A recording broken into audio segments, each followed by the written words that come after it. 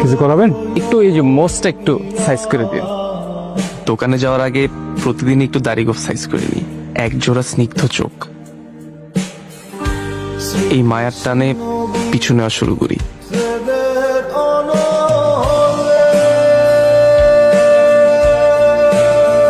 কাকা কত হয়েছে?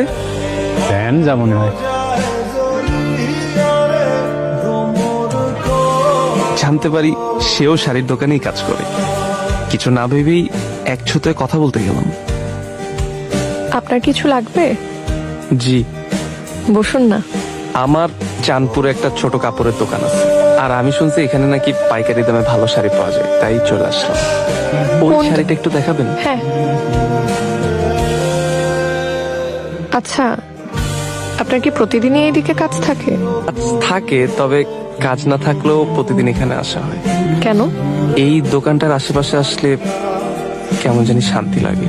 আচ্ছা, কোনগুলো দেব? এই কয়টাই হবে, আর যদি না হয় তাহলে আবার আসবো। আপনি তো এখানেই কাজ করেন তাই না প্রতিদিন? তোর বাবার দোকান কেমন আছে রে? ভালো আছে মা। শাড়িগুলোর যত্ন নিস? হ্যাঁ, কোনো শাড়ি আসলে ওগুলো শুকনো করে প্যাকেট করে রাখি যেন ধুলা না পড়ে। ওই দোকানের প্রতিটা শাড়ি বুঝলি, আমার কাছে না শুধু শাড়ি না, এক একটা প্রাণ। আপনি কি লেগুনা স্ট্যান্ড যাচ্ছেন? হ্যাঁ। আমিও। আপনার সাইকেল আছে? আমার সাইকেলটার চেন পড়ে গেছে। নাম আপনার? জহির। আপনার? পদ্ম। থ্যাংক ইউ আপু। আবার আসবেন। কেমন আছেন? ভালো আছি।